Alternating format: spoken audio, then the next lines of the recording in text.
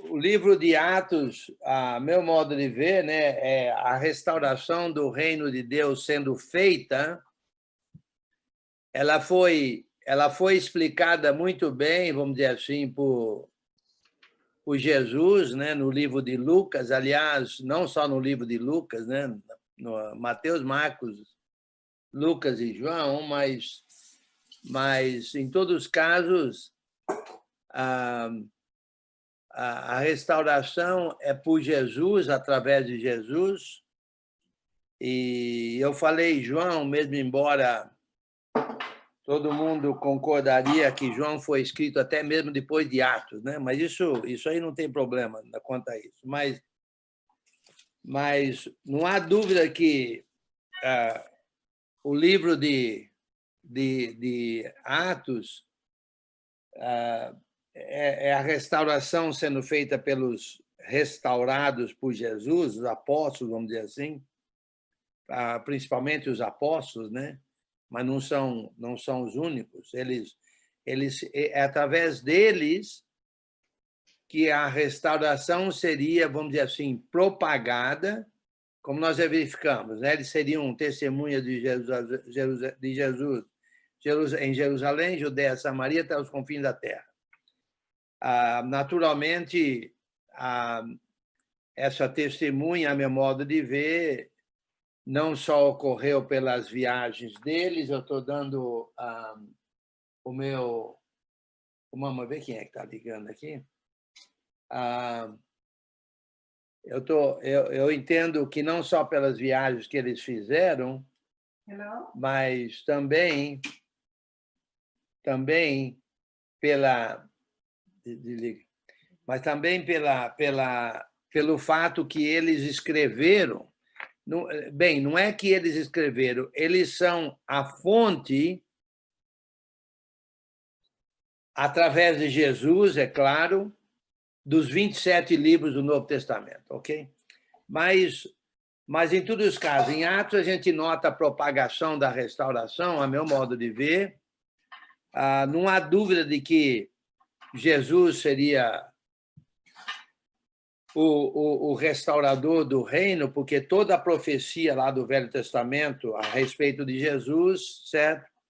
E Jesus, o Messias, Cristo, ou seja, o Messias, Jesus, o Salvador, estabeleceria o reino aqui na terra que Deus tinha em mente para ser. Nós sabemos que a lei de Moisés, ou vamos dizer assim, podemos dizer que o Velho Testamento, vamos dizer a lei de Moisés, a velha aliança, seria uma sombra, é uma sombra da verdadeira aliança, ou seja, o reino a Israel era uma sombra do reino que Jesus estabeleceria aqui na terra. Bem, no capítulo 3, isso aí é uma introdução um pouquinho diferente do outro dia, mas é uma introdução. No capítulo 3, nós sabemos que no capítulo 2 houve... No capítulo 1, houve a escolha ali de Matias, né, para substituir Judas Iscariotas. No capítulo 2, a promessa do Espírito Santo ocorreu, que Jesus disse que Deus deu, né? Diz lá no versículo 4 do capítulo 1, recomendo com ele, determinou-lhes que não se ausentasse de Jerusalém, mas que esperasse a promessa do Pai, a qual disse ele: de mim ouvistes. Porque João, na verdade, batizou com água, vós sereis batizados com o Espírito Santo, não muito depois desse dia. Capítulo 2, notamos que eles receberam poder, já verificamos isso, através do Espírito Santo que desceu sobre eles, vamos dizer assim, milagrosamente, né? Lá onde eles estavam, e eles então começaram a fazer os milagres, ou seja, a usar o poder para iniciar, ou através desse poder, estabelecer a restauração, propagar a restauração do reino. E nós sabemos que a primeira coisa foi falar em línguas, isso aí admirou muita gente, etc, etc. No capítulo 3, Pedro e João subiam ao templo para a oração da hora nona. Então, notem que eles estavam ainda, vamos dizer assim, seguindo como se fosse a tradição judaica, né? Que eles eram, na verdade, judeus, né? Na verdade, os judeus tinham 3 momentos diários de oração, né? Os outros 2 eram 9 horas da manhã e meio-dia, ou seja, era 3 da tarde, 9 da manhã e meio-dia, né? 9 da manhã, meio-dia e 3 da tarde, vamos dizer assim. Mas, independente disso, eles subiram ao templo para a oração da hora nona, e era levado um homem coxo de nascença, o qual punham diariamente à porta do templo, chamada Formosa, para pedir esmola aos que entravam. Vendo ele a Pedro e João, que iam entrar no templo, implorava que lhe dessem uma esmola. Pedro, fitando-o, juntamente com João, disse: olha para nós. Ele os olhava atentamente, esperando receber alguma coisa. Pedro, porém, lhe disse: não possuo nem prata nem ouro, mas o que tenho, isso te dou. Em nome de Jesus Cristo Nazareno, anda. E tomando pela mão direita, o levantou imediatamente, os seus pés e tornozelos se firmaram, deu um salto, se pôs em pé a andar, passou a andar e entrou com eles no templo, saltando e louvando a Deus. Viu todo o povo a andar e a louvar a Deus. Viu todo o povo a andar e a louvar a Deus. E reconheceram ser ele o mesmo que esmolava sentado à porta formosa do templo, e se encheram de admiração e assombro por isso que lhe acontecera. Bem, isso é uma história conhecida, né? Naturalmente, os apóstolos fizeram muitos milagres. Isso aqui está sendo relatado exatamente por causa do que vai acontecer, né? No capítulo 2, versículo 42, diz assim, 43. Em cada alma havia temor e muitos prodígios e sinais eram feitos por intermédio dos apóstolos. Esse aqui foi, vamos dizer, enfocado, ou porque pelo que vai acontecer como resultado disso. Foi um dos milagres, mas esse vai ter aqui uma sequência interessante, por isso que, na verdade, ele está aí evidenciado. Agora, uma coisa interessante que nós podemos aprender aqui,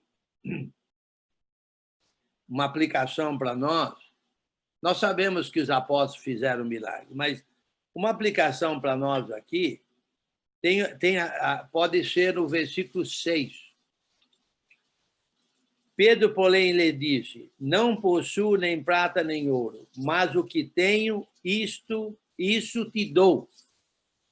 Interessante isso. Muito interessante, porque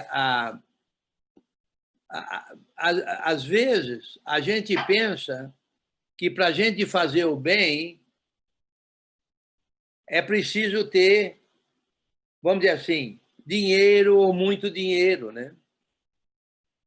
E olha só, Pedro falou,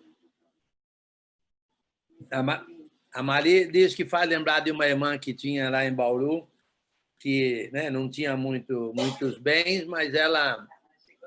Eu não tenho arroz. Aí eu falei assim, mas o que você tem de dois na sua casa? É, duas patinhas de leite Mas foi mais. Ela ajudou com um pouquinho que ela tinha, né? Mas interessante, o que tenho, isso te dou. A gente pensa que tem que ser muito dinheiro. Não, pode ser pouco dinheiro. E tem coisas que a gente pode não ter dinheiro, mas pode ter outras coisas. Por exemplo, quem é que não tem um abraço, né? Quem é que não tem uma palavra de exortação? Quem é que não tem vamos dizer assim, uma condição de telefonar para um irmão? Quem é que não tem condição de ajudar com pouca coisa? Porque você sabe, eu até já falei isso, vamos supor que nós tenhamos aí 1.000 irmãos e alguém está precisando de uma ajuda de R$ 2.000. R$ 2 cada um, mas aí continua sendo bens materiais, né? Prata ou ouro, vamos dizer assim. Mas, quando a gente se reúne na reunião da igreja, né, com os outros irmãos, um aperto de mão, hoje em dia não está acontecendo, mas um abraço, uma palavra de conforto, uma oração. Quem é que não pode orar, né? Quem é que não pode orar? Então, na verdade, o que tenho, isto te dou. Quando você estuda o livro de 1 Timóteo, por exemplo, você vê vários serviços de Deus na fé. Tenha, por exemplo, os evangelistas, mas não é todo mundo que é evangelista. Então, o que tem o evangelismo, deu o evangelismo. Tinha os presbíteros, mas nem todo mundo é presbítero. Mas quem tem o episcopado, o presbitério, pastoreie. E assim por diante, orações, a mãe na missão de mãe, a mulher na missão de mãe, as idosas. Olha só, para uma idosa ensinar as jovens recém-casadas a serem lá o que o Paulo disse a Tito, não precisa de dinheiro, não. Mas uma idosa tem algo que a jovem não tem, por exemplo, que é exatamente aquela fidelidade, aquela experiência, aqueles anos de vivência cristã. Então, o que tenho, isso te dou. Certo? Por exemplo, eu estou ensinando. Então, eu acho que eu tenho um conhecimento, estudei bastante, né? Consegui entender a meu modo de ver, pelo menos, né? Então, isso eu dou. Então, todos nós temos o que dar, porque nós temos alguma coisa que não precisa ser prata nem ouro, não precisa ser dinheiro. Pode ser uma palavra de exortação, pode ser um conselho, pode ser uma visita, pode ser convidar alguém para tomar um café e assim por diante. Então, há muita coisa que a gente pode fazer, independentemente daquilo que a gente não tem, com aquilo que a gente tem. Todos nós temos alguma coisa que a gente pode dar, ok? Muito bem. Essa eu vejo aí uma lição muito boa nessa cura do coxo aí na porta chamada, lá na porta do templo, chamada Formosa, né? Formosa. No versículo 11, apegando-se, novamente, deixa eu falar o seguinte, na igreja... Nene, fala. Só é uma pergunta. Então, no serviço de restauração, não sei se, no caso, Deus nos dá diversas formas, não só a material, de trabalhar para Ele. Uma contextualização seria essa? O que você falou é correto. Contextualizando, é isso mesmo.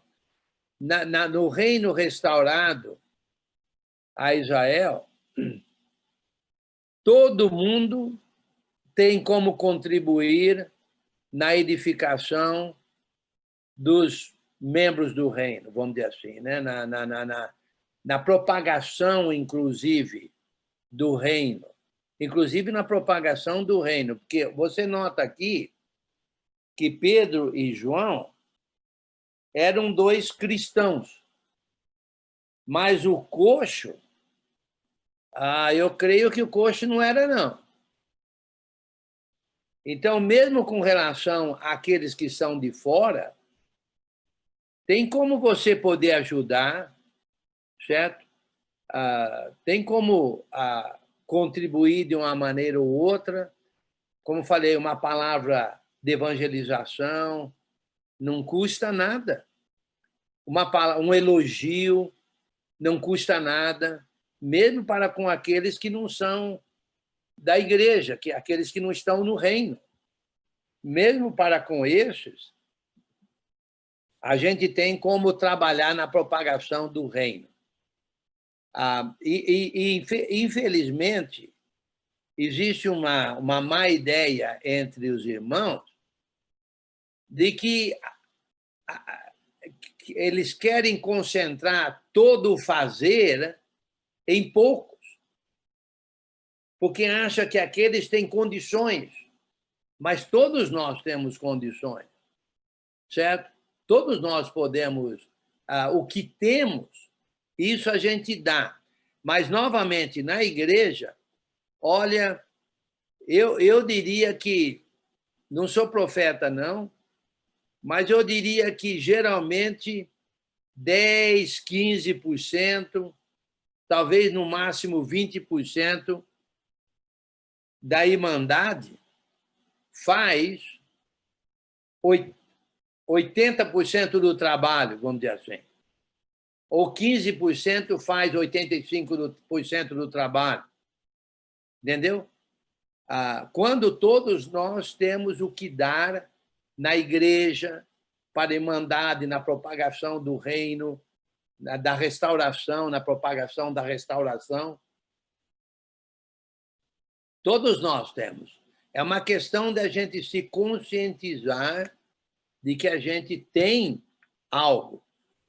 Olha, não possuo nem prata nem ouro, versículo 6, Pedro falando, mas o que tenho, isso te dou.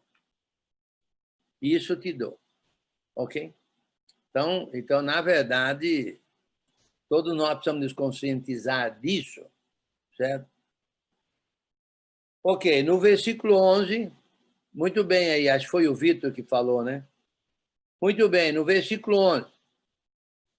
Apegando-se ele a Pedro e a João, todo o povo correu atônito para junto deles no pórtico, chamado de Salomão. À vista disto, Pedro se dirigiu ao povo dizendo, então agora vem o que a gente pode notar como um segundo sermão registrado, né? Aí, porque, na verdade, sem dúvida alguma, até mesmo Pedro teria feito outras lições, outras palestras, outros sermões aí, né? Mas esse aqui é um segundo de Pedro registrado. Aliás, é o segundo registrado, né? Porque o primeiro...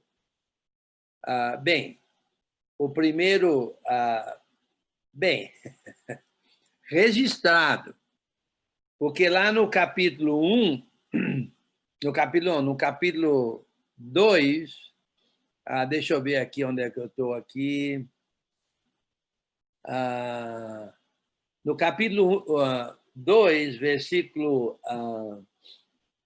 11, como os ouvimos falar em nossas próprias línguas as grandezas de Deus?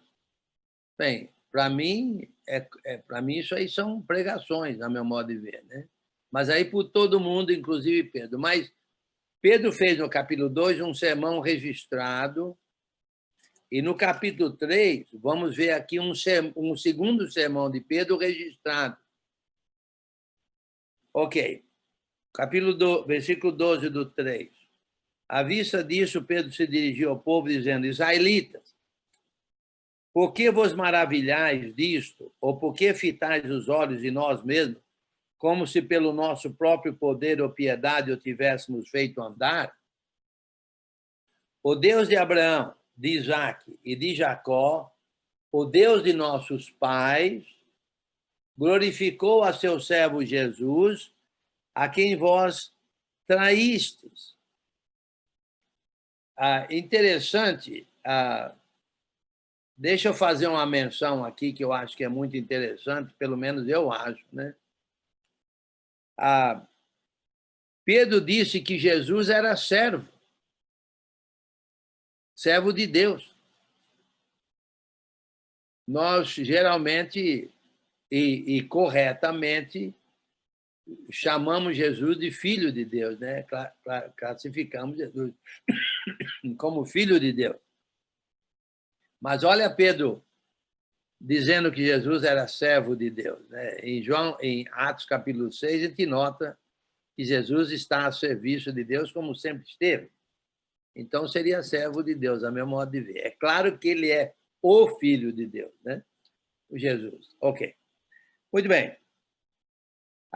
Versículo 13. O Deus de Abraão, de Isaque e de Jacó, e o Deus de nossos pais, glorificou a seu servo Jesus, a quem vós traístes, e negastes perante Pilatos, quando este havia decidido soltá-lo. Vós, porém, negastes o santo e o justo, e pedistes que vos concedesse um homicida, Barrabás, né? Desate e matastes o autor da vida, a quem Deus ressuscitou dentre os mortos.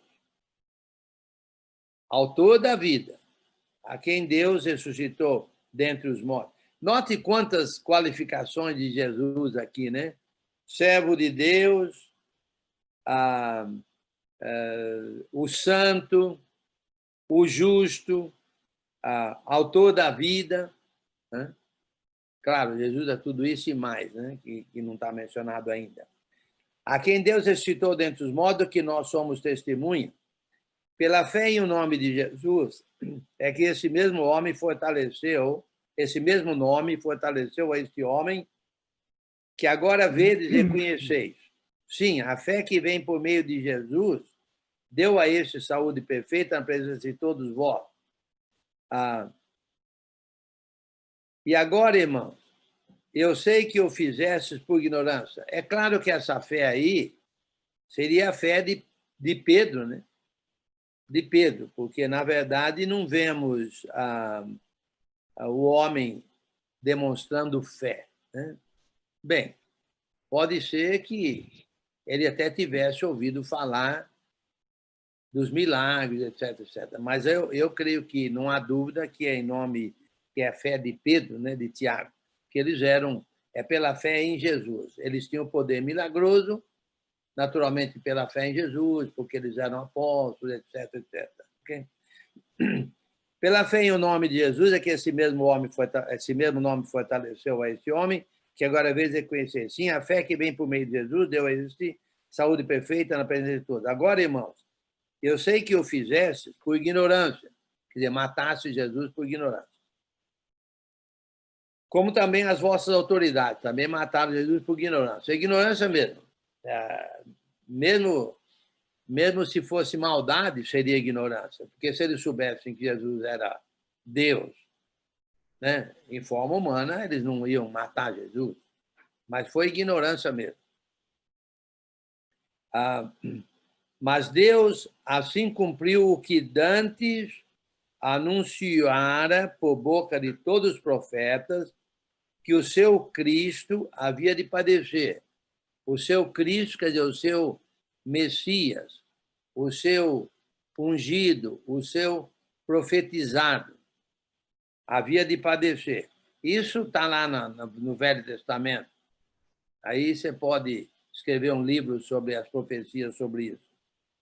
Arrependei-vos, pois, e convertei-vos, para serem cancelados os vossos pecados.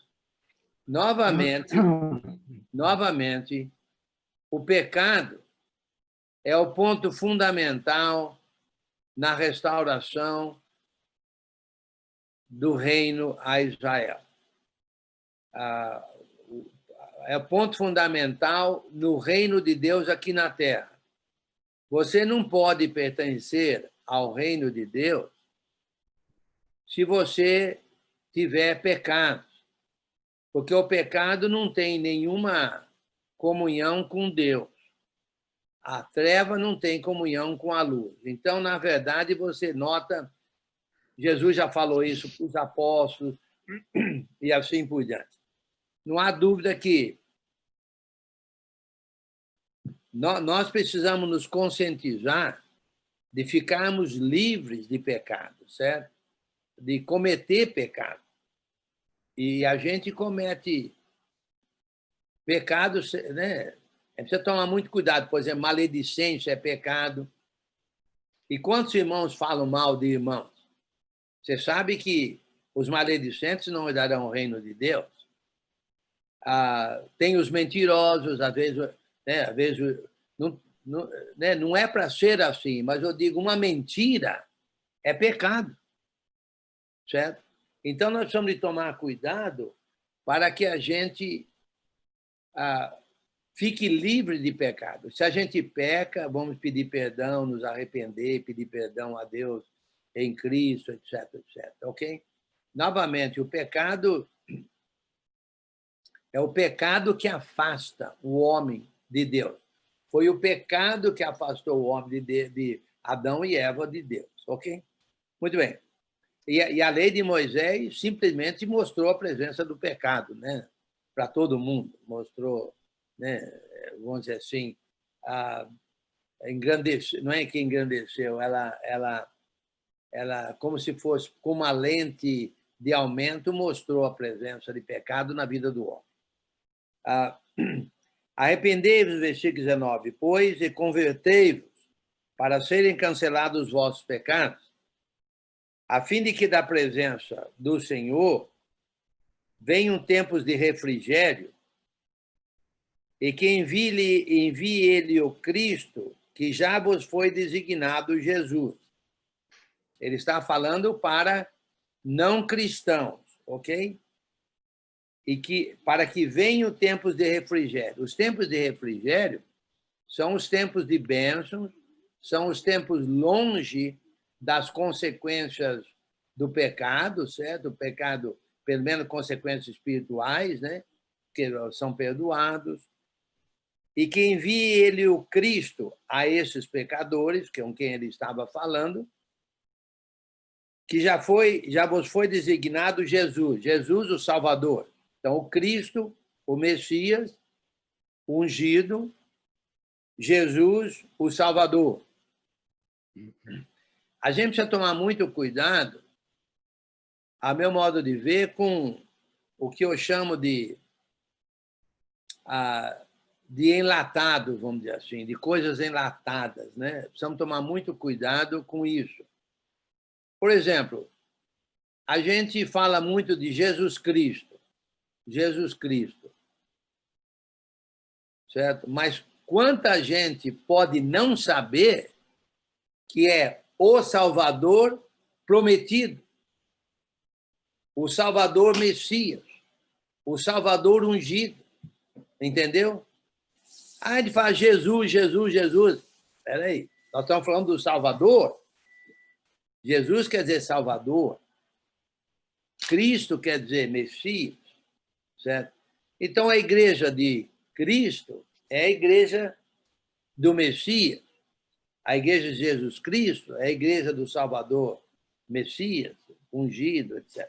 Então, só para a gente se conscientizar de não... eu chamo de enlatado, né?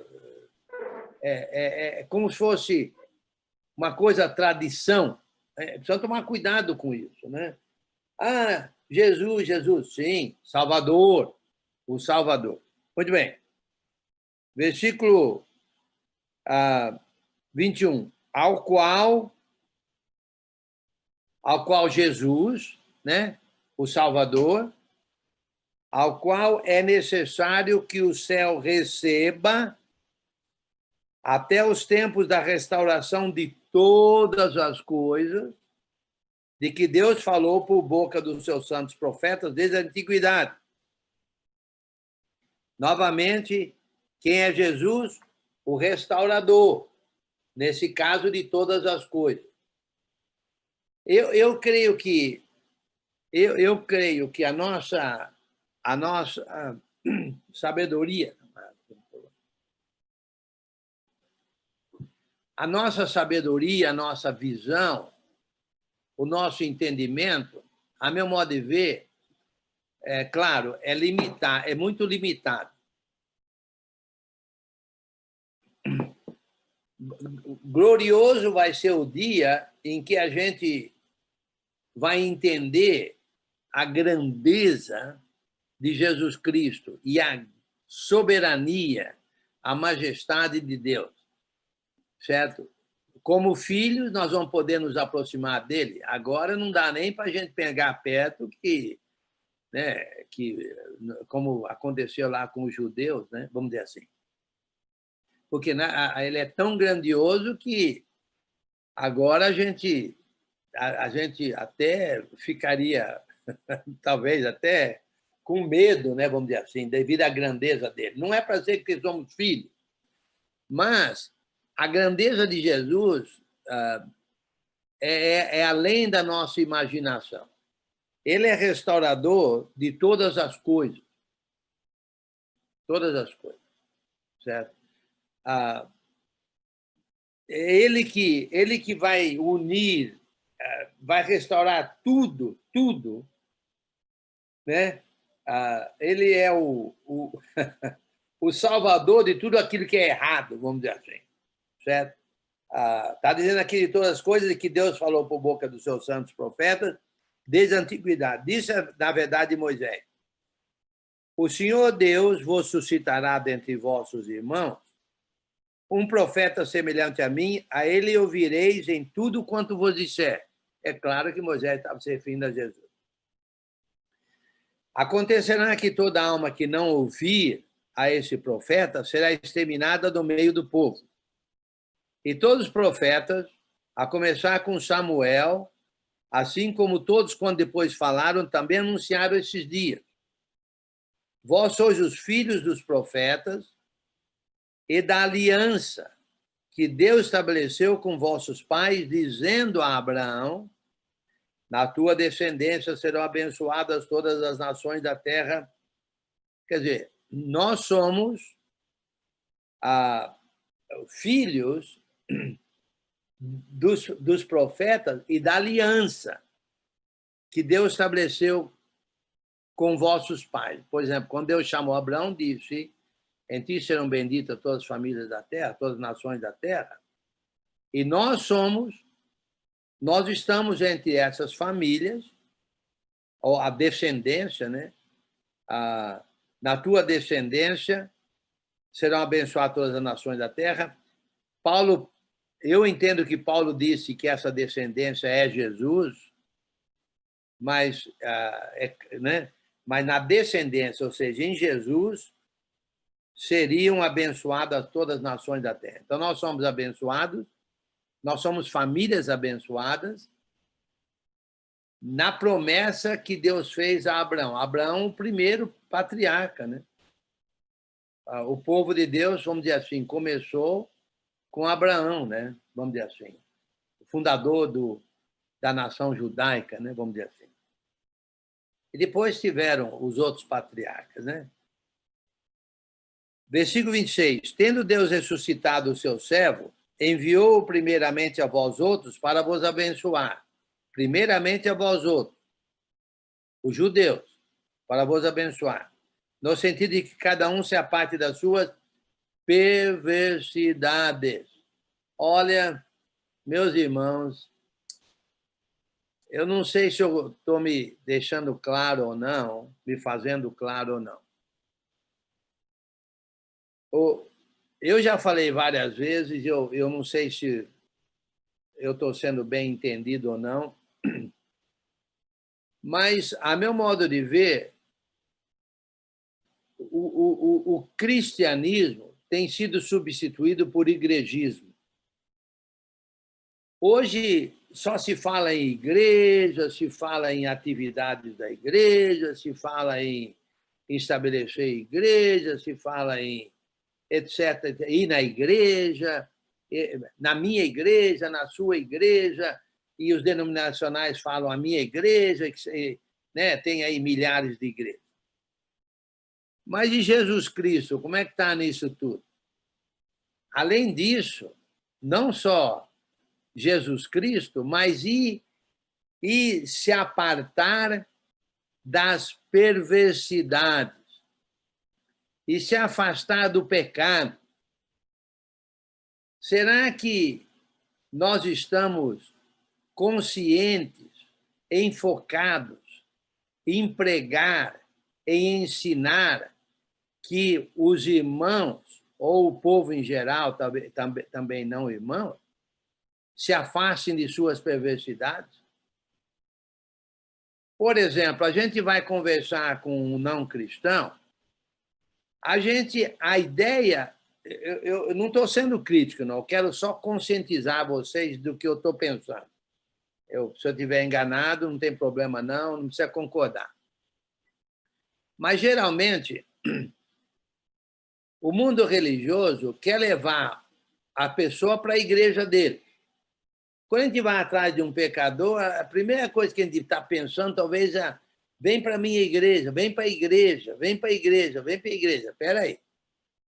Por que não enfocarem no Salvador, Jesus, em se livrar, em se afastar das perversidades, em se afastar do pecado, em ser batizado em Jesus Cristo, morte, sepultamento, ressurreição e serviço de Deus, uma vida de serviço a Deus?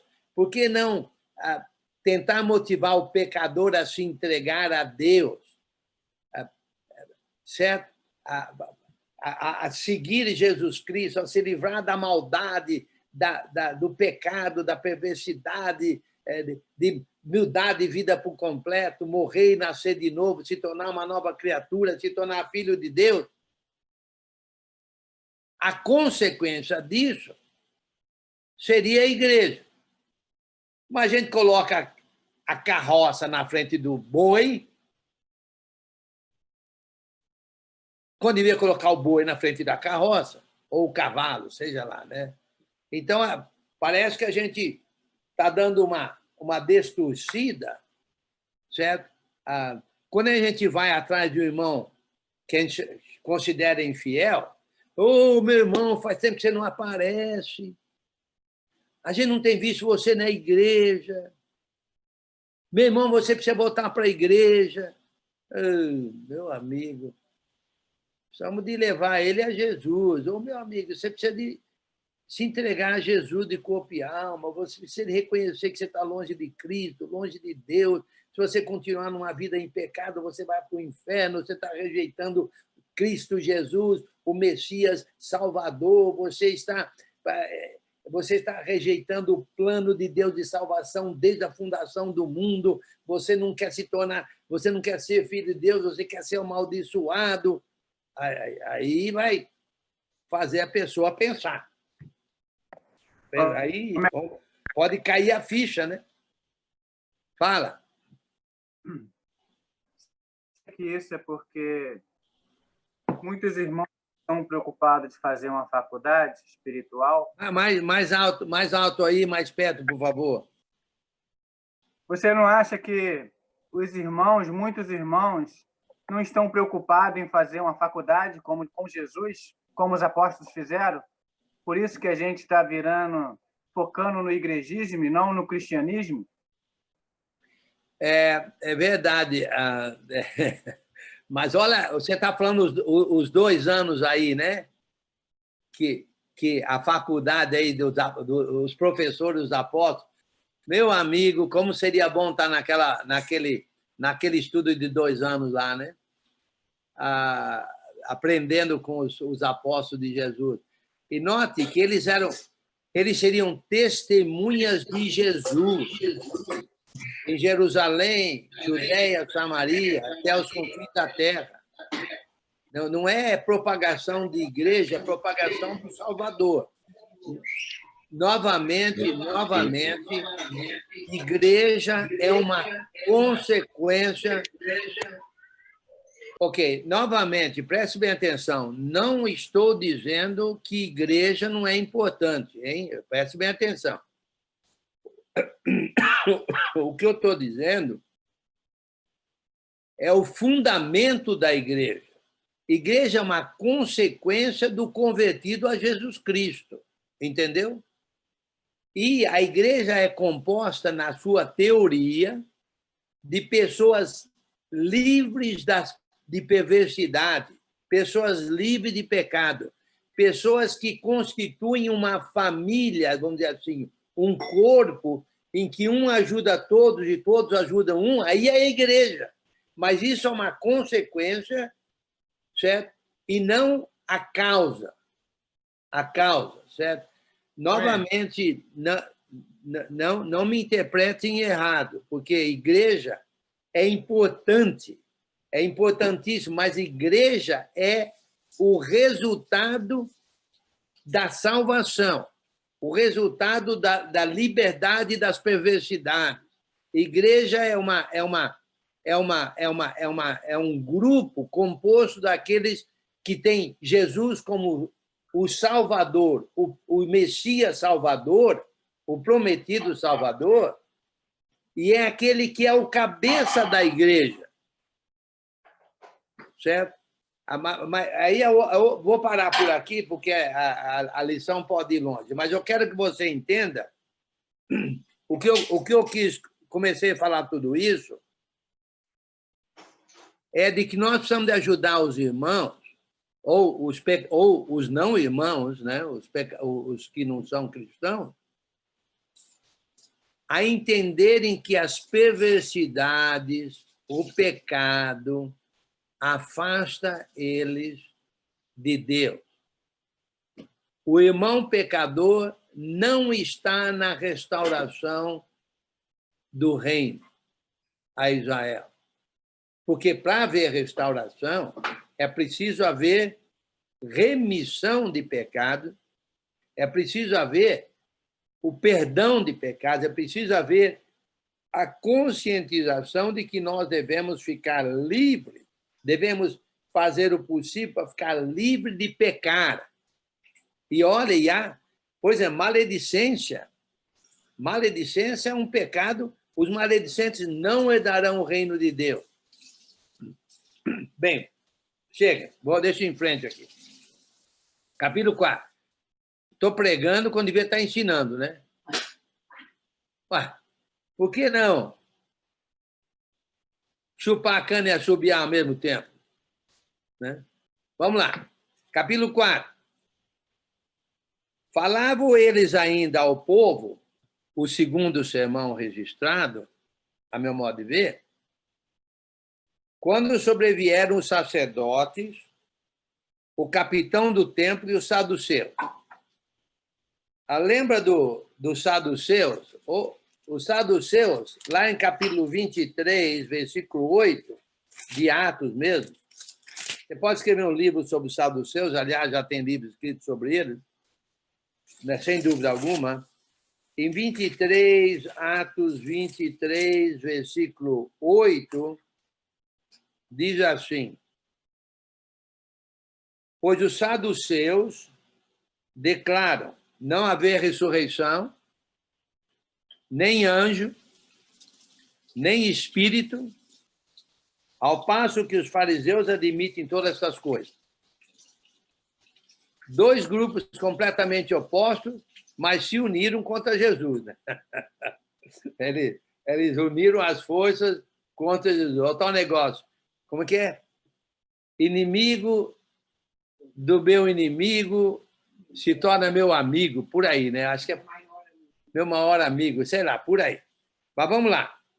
Então, os saduceus, olha só, ressentidos por ensinarem eles o povo e anunciarem Jesus a ressurreição dentre os mortos, que os saduceus eram contra isso, para eles não havia ressurreição, e os prenderam, recolhendo-os ao cárcere até o dia seguinte, pois já era tarde. Muitos, porém, dos que ouviram a palavra, a aceitaram, subindo o número de homens a quase 5.000. Na verdade, em Atos 40, em 2:41, tinha 3.000, quase 3.000. Quase 3.000, deixa eu ver, dos que aceitaram a palavra, né? Aqui são 5.000 só de homem. Só de homem. Muito bem. Subiu o número de homens a quase 5.000. No versículo 5, no dia seguinte, reuniram-se em Jerusalém as autoridades, os anciãos e os escribas, como sumo sacerdote, Anás, Caiafás, João, Alexandre e todos que eram da linhagem do sumo sacerdote. Aí você pode escrever um livro em cada um desses aí, mas quem era o sumo sacerdote aí seria, na verdade, Anás. Mas isso aí depois você defende uma tese aí. Esses aí da linhagem sacerdotal, certo? Do sumo sacerdote, na verdade, juntamente com as autoridades, os anciãos e os escribas, certo? Ok. Pondo-se perante eles, perante Pedro e João, os arguíram. Com que poder ou em nome de quem fizestes isto? Quer dizer, não há dúvida de que eles reconheceram que alguma coisa foi feita, que é o milagre, ok? Eles não estão nem duvidando do milagre.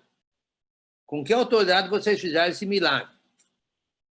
Então Pedro, cheio do Espírito Santo, lhes disse, aqui vem o terceiro sermão de Pedro, a meu modo de ver, registrado.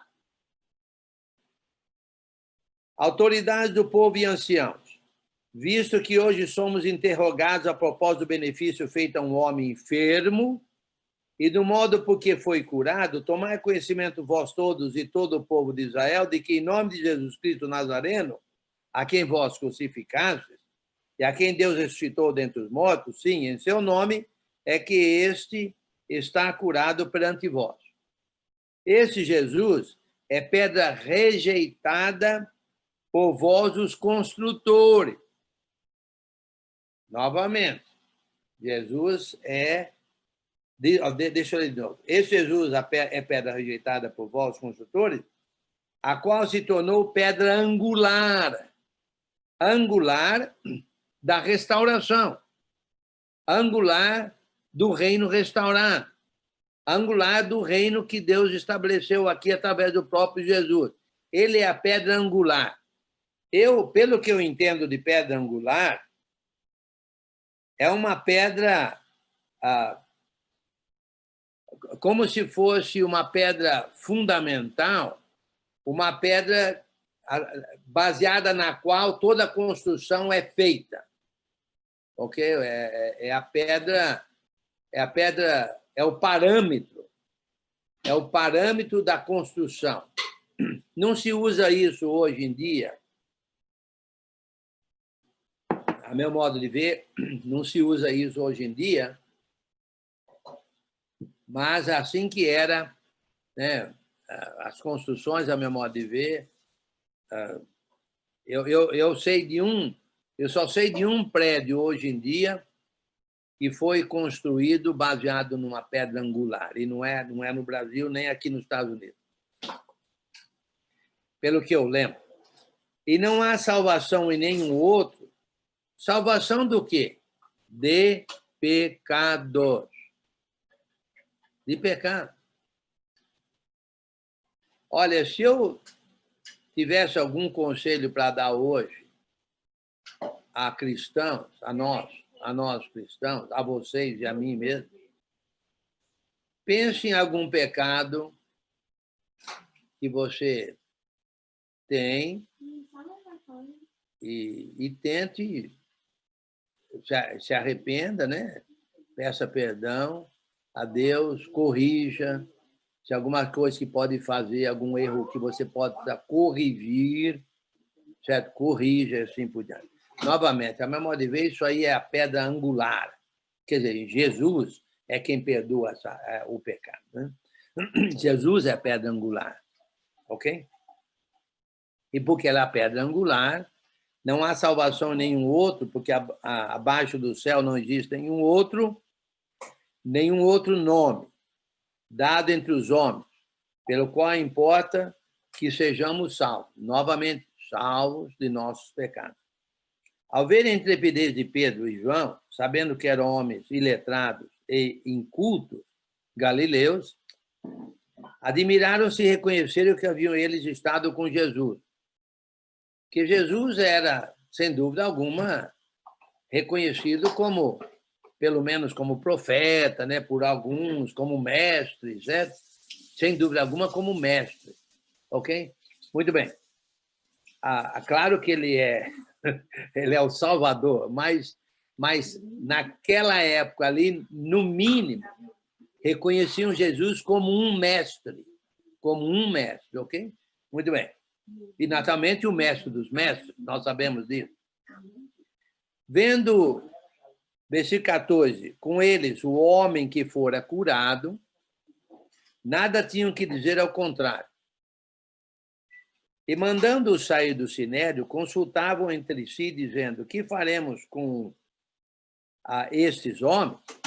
Pois, na verdade, é manifesto a todos os habitantes de Jerusalém que um sinal notório, conhecido, verdadeiro, foi feito por eles e não podemos negar.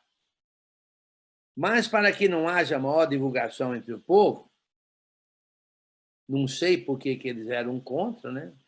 Meu amigo,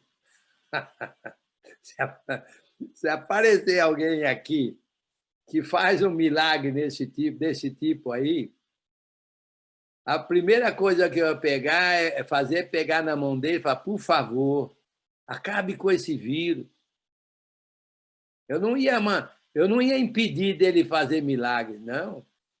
Eu ia querer que ele fizesse mais milagres, certo? De todo tipo, né? Nós íamos correr atrás dele: por favor, faça isso, faça aquilo, já que você tem esse poder, coisa e tal, né? Mas eles queriam impedir, né? Mas, para que não haja maior divulgação entre o povo, ameacemo-los para não mais falarem neste nome a quem quer que seja. Naturalmente, eles queriam impedir de Jesus. Eu entendo, eu acho, né, que eles tinham noção do que Jesus ensinava, que era exatamente uma nova aliança, que não era a aliança judaica, ou vamos dizer assim, a aliança de Moisés. Então, eles achavam, naturalmente, eles viam em Jesus um opositor, uma ameaça a eles. É como se eles iam perder toda a regalia, todo o privilégio, certo? Porque, na verdade, tudo o privilégio, vamos dizer assim, seria direcionado a Jesus, aos seus apóstolos, etc. É a minha impressão, né, que eles estavam receosos de perder a posição deles. Chamando-os, versículo 18, ordenaram-lhes que absolutamente não falassem, nem ensinassem o nome de Jesus. Mas Pedro e João lhes responderam: julgai se é justo diante de Deus ouvir-vos antes a vós outros do que a Deus. Pois nós não podemos deixar de falar das coisas que vimos e ouvimos. Depois, ameaçando-os ainda mais, os soltaram, não tendo achado como os castigar por causa do povo, porque todos glorificavam a Deus pelo que acontecera. Ora, tinha mais de 40 anos aquele a quem se operara essa cura milagrosa. Agora, olha só, tem uma lição boa para nós aqui. Aliás, além do fato, né, da história aí, tem uma aplicação que eu acho muito prática para nós aqui. O versículo 20. Duas lições, no 19. Mas Pedro e João responderam: julgai se é justo diante de Deus ouvir-vos antes a vós outros do que a Deus. Você vai ouvir homem ou vai ouvir a Deus? Você vai ouvir o que chefes de igreja falam ou o que Jesus fala? Você vai ouvir o que aquele evangelista que acha que é dono da igreja fala, ou você vai ouvir o que Jesus fala? Aqui é uma questão de sensatez, é uma questão de lógica, ok? É uma questão de lógica. Então, na verdade, o evangelista precisa tomar cuidado que estava evangelizando de acordo com a palavra, ou os pastores que estejam pastoreando de acordo com a palavra, porque senão, um que reconhece que não está de acordo com a palavra, não, espera aí, eu vou seguir a palavra de Cristo, não a sua palavra. Então, aí é uma responsabilidade muito grande para nós evangelistas, para nós que somos presbíteros ou professores, etc., etc., de ter certeza que nós estamos obedecendo, seguindo as instruções de Cristo e não as instruções dos homens, ok? Outra... Deixar a Bíblia falar, né, irmão? Falar onde a Bíblia fala e calar onde a Bíblia cala. No versículo 20 tem uma outra lição para nós. Muito, quer dizer, a meu modo de ver, uma lição prática, né? Lição aí não falta, mas eu estou, vamos dizer assim, deixa eu ver, a palavra em inglês é highlighting.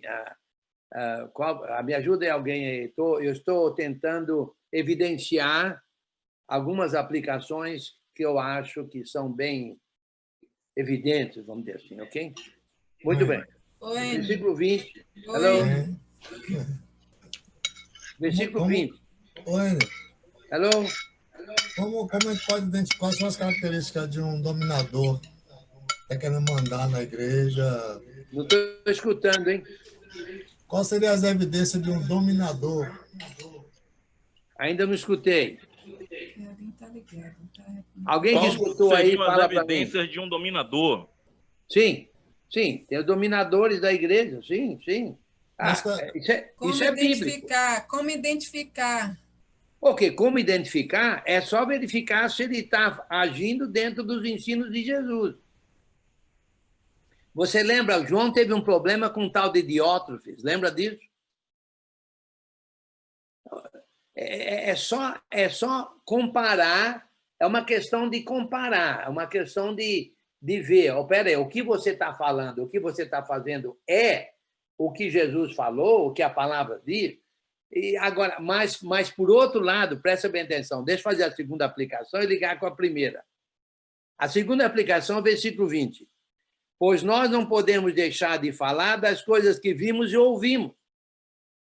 Para começar, os apóstolos foram ensinados 3 anos pelo mestre dos mestres, o professor eterno, o professor que sabe tudo, o professor que é perfeito, Jesus, 3 anos. Agora, eles vão deixar de falar aquilo e vão aceitar coisa de homem? Então, a outra aplicação para nós aqui, no versículo 20, a segunda que está no versículo 20, precisamos entender a palavra. Precisamos ter conhecimento dos ensinos de Jesus. Precisamos entender a essência do cristianismo. Você entender a palavra que é o Novo Testamento, entender, porque senão como é que você vai comparar com uma coisa errada se você não sabe o que é certo? Pelo processo de eliminação, tudo que não bate com o que é certo é errado, vamos dizer assim. Certo? Então é preciso que você tenha que nós tenhamos um conhecimento bom para identificar, como o Luiz Carlos mencionou, aí nós podemos identificar o erro, quem conhece a verdade. Mas como é que você vai identificar o erro se você não conhece a verdade? Não digo você, digo qualquer um, né? O irmão. Então, olha a nossa responsabilidade em aprender, estudar, aprender o que é uma conscientização que, olha, eu acho que é um outro problema na igreja. Por isso que existem milhares de denominações. Olha, eu já falei isso e vou repetir, ok? Veja na sua congregação, por exemplo, qual é a porcentagem de irmãos que comparecem à escola dominical. Olha, se for 25%, geralmente, ok? Pode ser que tenha lugares que é mais, mas 20%, 25%. Veja a porcentagem de irmãos que aparece no estudo de quarta-feira. 25%. Veja irmãos que comparecem a um estudo em grupo, aí, um estudo da palavra. 25%. Nós estamos, aqui, por exemplo, nós estamos com 39 participantes. Ok. Por que não 5.000? Note bem, não tem a ver comigo, não estou falando no meu estudo, mas eu estou dizendo que com qualquer estudo você tem um grupo pequeno. Por que isso? Por que não? Note bem, não estou criticando ninguém, porque deve ter outros estudos agora, não é esse o ponto, não tem nada a ver com esse estudo meu. O ponto é que em qualquer estudo, certo? Olha, uma vez, preste bem atenção. Uma vez eu estava num estudo, fui num estudo, e no último dia daquele estudo, vamos dizer assim, de uma congregação que tem aproximadamente 100 membros, apareceu um.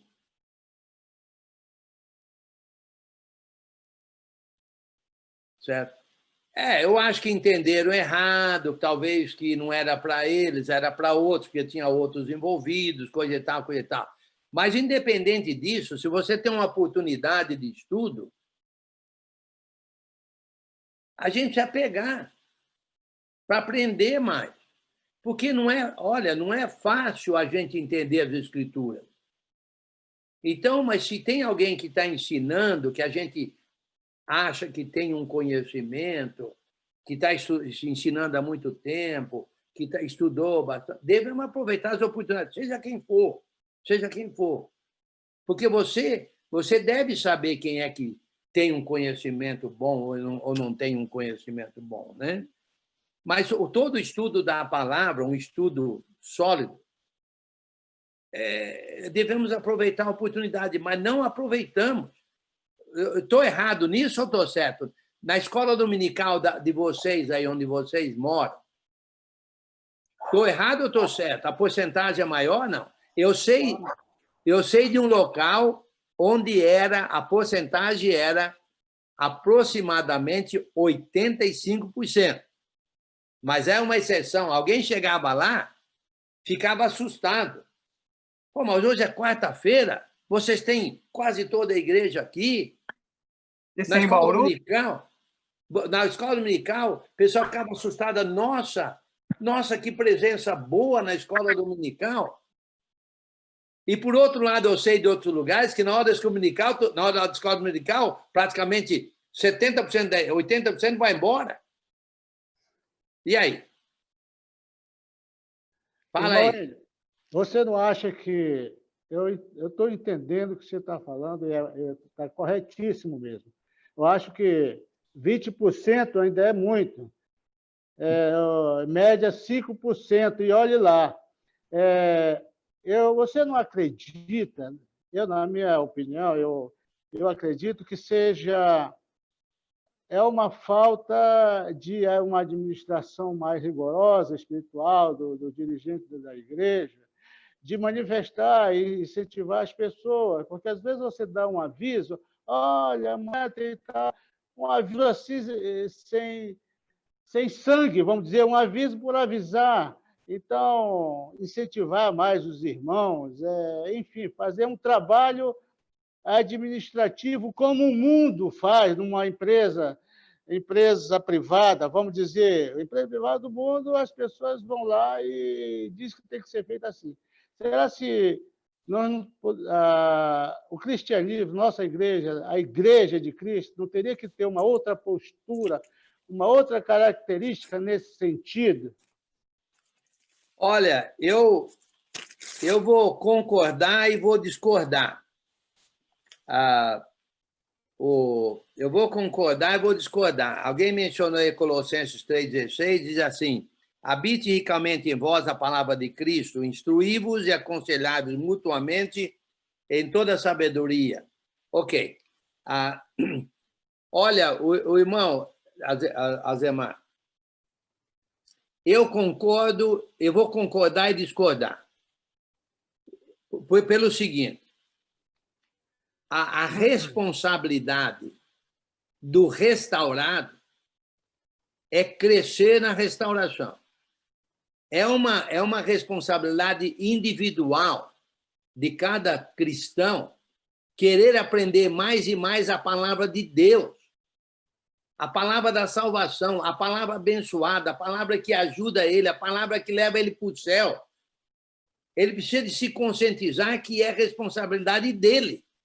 Agora, por outro lado, todo mundo se responsabilizando, todo mundo vai avisar todo mundo. Então, aí eu vou concordar, certo? Discordei e agora eu vou concordar. Porque no momento em que cada um sabe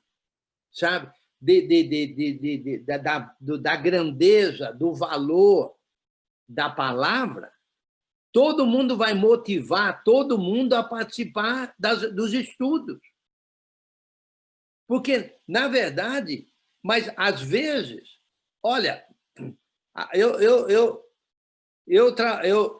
você sabe que uma vez eu trabalhei no banco, lá no milênio passado. Não é nem no século passado, no milênio passado eu trabalhei no banco uns 2 anos. E eu trabalhava numa carteira lá junto com um outro, e a gente ia pedir instruções para o vice-diretor do banco lá para ver o que a gente precisava fazer, ou como é que eu faço isso. Muitas vezes ele fazia aquilo que ele pedia para ele ensinar a gente. Eu falei, mas não, eu gostaria que você me ensinasse. Vou ensinar você, depois você toma meu lugar aqui. Então, pode ser que exista até mesmo aqueles que pregam e ensinam que não querem ensinar muito bem para não perderem a posição. Será? Será? Não estou criticando ninguém. Olha, a melhor coisa que um missionário pode fazer é ser, vamos dizer assim, ser substituído, de não precisarem mais dele. Isso aí é uma honra para ele, porque o mundo é grande e ele pode partir para outros lugares para fazer o trabalho missionário. Por isso que Paulo disse, inclusive, a meu modo de ver, disse a Timóteo, essas coisas que de mim ouvisse e aprendesse, ensine aos homens fiéis e idôneos para que eles possam instruir outros. Então, eu pergunto, Paulo estava, isso em 2 Timóteo, Paulo estava passando o bastão para Timóteo. Timóteo é como se fosse assim, Jesus passou o bastão para Paulo, entre aspas, né?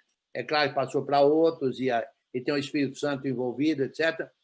Paulo passaria o bastão para Timóteo, e Timóteo ia passar o bastão para homens fiéis e idôneos, que passariam o bastão para outros fiéis e idôneos, e assim por diante. Então, eu pergunto, nós que somos evangelistas, cadê os nossos Timóteos? Cadê os fiéis e idôneos que a gente está instruindo, que a gente está capacitando? Para quem que a gente vai deixar o bastão? Para quem que pode passar o bastão? Você, como evangelista, para quem que você passaria o bastão se você morresse amanhã? Ou hoje? Quem é que assumiria o que você está fazendo? Será que você está deixando uma herança em forma de bastão, tendo a ver com o conhecimento? Porque a palavra está aí. Mas, por outro lado, a gente precisa de capacitar a pessoa, certo? Para que eles possam realmente se interessar. Mas é preciso que ele conheça bem a palavra, conheça bem o evangelho, porque o evangelho é poderoso, a palavra é poderosa, mas ela tem sal, ela tem gosto, ela é maravilhosa, mas se a gente não apresenta desse jeito para as pessoas, Nós vamos criar igrejeiros e não seguidores da palavra? Então, tomar muito cuidado com isso. Enio, Essa foi posso fazer uma terceira pergunta? pregação de hoje. Fala. Na verdade, são 3, né? Em uma só. Como? A falta dessa visão completa de Jesus, da Irmandade, o que seria a cosmovisão, como a pessoa enxerga Jesus. Ela é uma visão muito pequena, não consegue enxergar quem é realmente Jesus. É isso que causa a fé assim, baixa na Irmandade e faz com que os irmãos não cresçam, não desenvolvam da maneira que deveriam. E, na sua visão, o que você diz como enlatado, ela é a causa dessa pouca visão do que é Cristo, ou seja, o irmão compra lá na prateleira da igreja um Jesus que vai curar a doença dele, outro Jesus que vai aliviar suas dores psicológicas, outro compra um Jesus que vai ajudar financeiramente, e é isso que vai se pregando na igreja, e não aquele que é tudo, né? Então, aí eu concluo a outra pergunta. A culpa disso é da própria Irmandade? Com certeza. O que você falou, tudo é correto. E, com certeza, a sua pergunta... Porque, note bem, o problema está no entendimento da palavra. Mas como acontece o seguinte, a gente ficou tão bitolado no entendimento da palavra de Jesus que a gente não consegue transmitir a grandeza de Jesus, a grandeza de sua palavra. Naturalmente, o problema está na Irmandade, mas especificamente naqueles que pregam e ensinam. Especificamente. Naqueles que pregam e ensinam, ok? Como o irmão Azemar falou, administração. Administração, na verdade, na igreja... Para mim, administração na igreja tem um nome, Jesus Cristo. Mas, por outro lado, se a gente estiver envolvido em Jesus e no ensino de Jesus, conhecer o ensino, meu amigo, nós vamos ser bons administradores da palavra. Porque nós vamos aí propagar, nós vamos aí motivar, nós vamos aí ensinar, nós vamos aí batalhar, trabalhar, e vamos deixar de ser... Vamos ser, vamos dizer assim, obreiros, todos nós, né? Vamos dizer assim... Dispenseiros. Uma fé viva, uma fé verdadeira, certo? Ok, muito bem. Dispenseiros. Mais alguém aí, não? Obrigado, Marlon. Eu disse dispenseiros, eu falei dispenseiros. Também, dispenseiros, com certeza, dispenseiros. A palavra muito boa, dispenseiros da verdade. Note bem, eu acho que eu estou sendo meio duro aqui. Olha, Ana, teu desenho como... Mas, na verdade, é tudo com boas intenções. É tudo com boas intenções, ok? Tá não, irmão Enio, tá ótimo, tá perfeito isso aí. É tudo com boas intenções. Eu agradeço aqueles que pregam, aqueles que ensinam, eu agradeço a Irmandade, é maravilha. Agora, precisamos nos conscientizar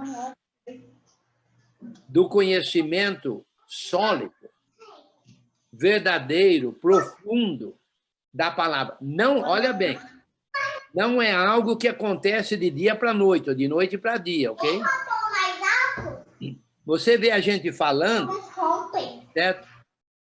Agora, olha só, eu prego o evangelho há mais de 50 anos, certo? Então, na verdade, né, não é algo que se consegue de dia para noite, mas é um caminho que se caminha, é um caminho perseverante, mas quanto mais você se aprofunda, mais você persevera, mais você se aprofunda, mais você propaga, mais você ensina. É um caminho de penetrar na palavra de Cristo de uma maneira mais profunda, mais buscando conhecer mais, certo? A palavra. Bem, deixa eu parar por aqui, porque acho que já preguei demais hoje. Deixa eu... Irmão Hélio, a última pergunta.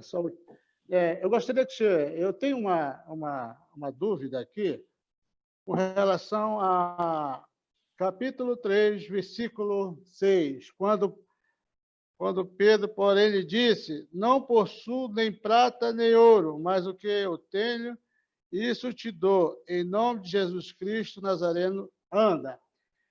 Aqui, essa afirmação de Pedro, ele não estaria dizendo aqui: eu não tenho ouro nem prata, mas o que eu tenho é muito mais do que ouro e prata, né? Que são as evidências e os sinais de Jesus Cristo. Andou. Então, esse é o entendimento que eu tenho. Está correto? Olha, eu acho que sim. Eu não sei se Pedro não tinha e João não tinham nenhum dinheiro com ele, certo?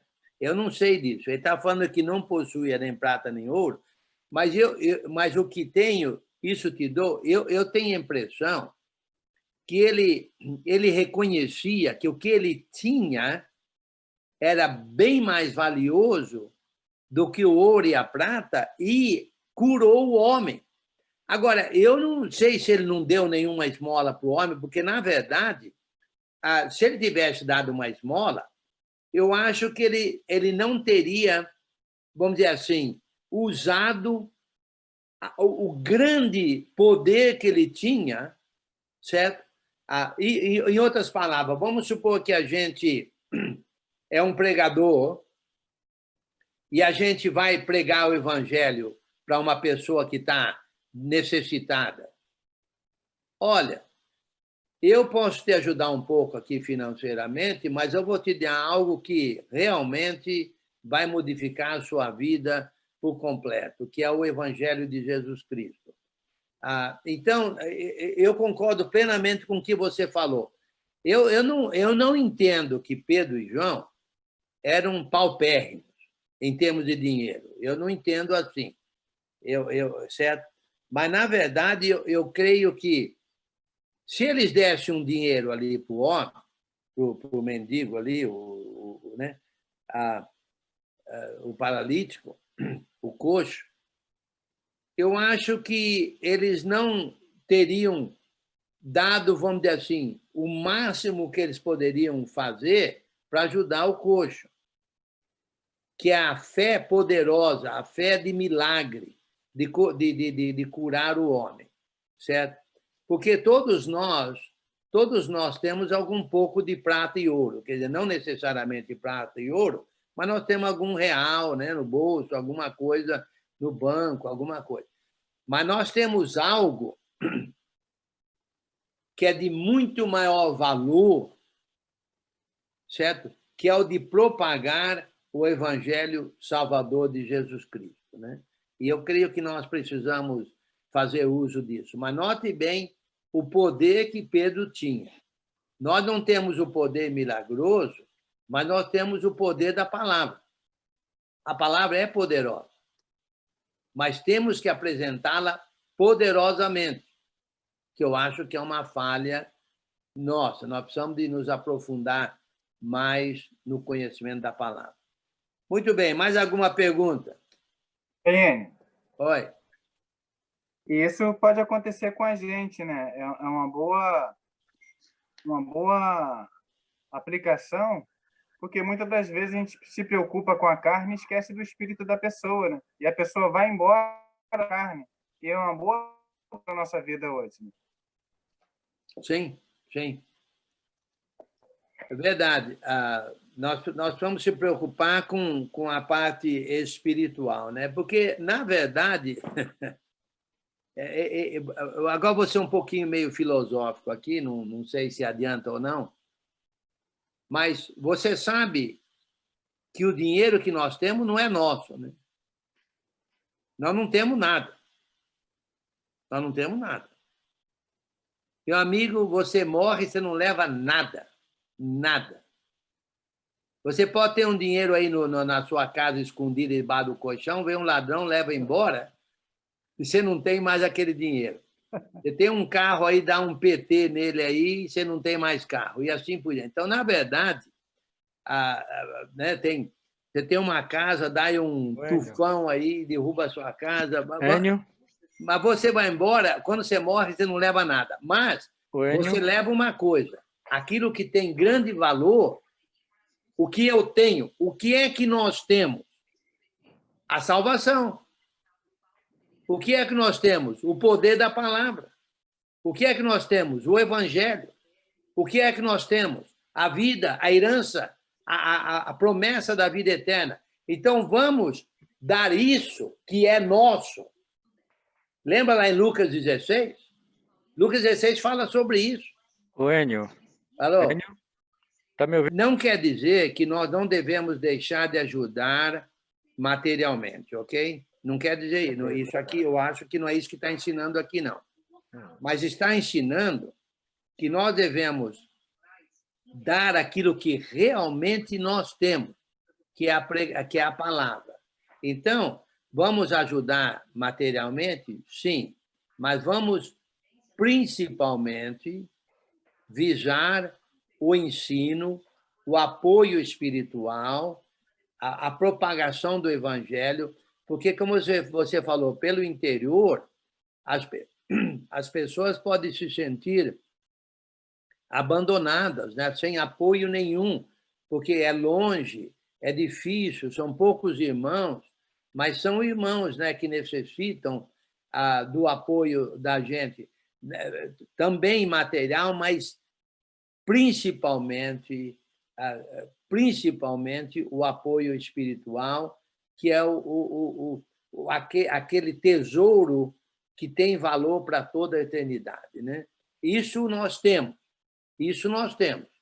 Porque você pode ter dinheiro hoje e não ter dinheiro amanhã, mas o tesouro espiritual ninguém rouba, não. Você vai levar para toda a eternidade. Muito bem.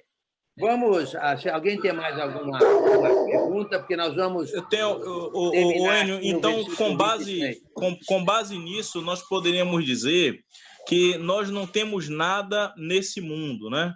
Que nada nos pertence, no caso das coisas materiais. Então, nós poderíamos dizer que nós não podemos levar nada porque nós nada temos, mas aquilo que nós temos nos levará. Sim, falou bem, tá certo. Falou bem, é isso aí mesmo. O que nós temos, que é o tesouro espiritual, esse vai nos levar. Como também o Wagner mencionou, né? Nós nos preocupamos muito às vezes, com as coisas materiais né, não nos preocupamos tanto assim. Eu creio que as igrejas, as congregações, precisam enfocar mais a ajuda espiritual aos membros, ajuda espiritual aos perdidos, vamos dizer assim, né? Acho que nós precisamos de nos conscientizar mais sobre isso. Eu sei que muitas vezes nós temos reuniões administrativas, até mesmo enfocando decisões, até mesmo às vezes de ordem material, orçamental, etc., orçamentária. Nada disso é errado, mas eu entendo que nós precisamos de colocar em primeiro lugar as coisas espirituais. Em primeiro lugar, o apoio espiritual. Em primeiro lugar, aquilo que de fato é nosso, que é o nosso envolvimento, a nossa funcionalidade no corpo, o fato que somos membros da igreja, o fato que nós temos o Espírito Santo, o fato que nós temos a salvação, a palavra poderosa, etc. Eu creio que nós precisamos enfocar mais esse aspecto do que e colocar acima do aspecto material. Não podemos viver sem coisas materiais. Basta dizer que se você não comer, você vai acabar morrendo.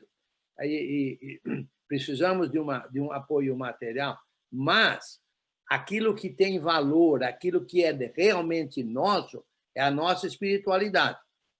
E isso nós devemos dar aos outros também, principalmente, ok?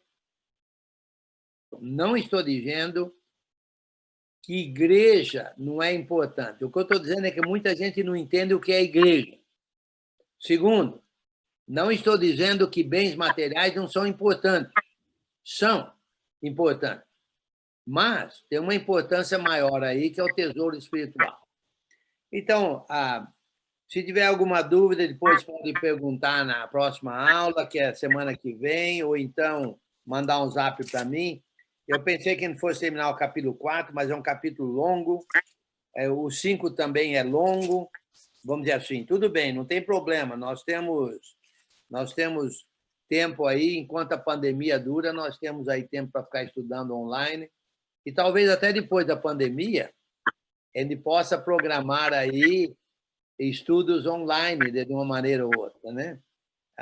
Não quer dizer que precisa terminar, não quer dizer que possamos estudar tanto quanto estamos estudando agora, mas podemos continuar de uma maneira menos frequente, mas continuar estudando. Ok. Vou tirar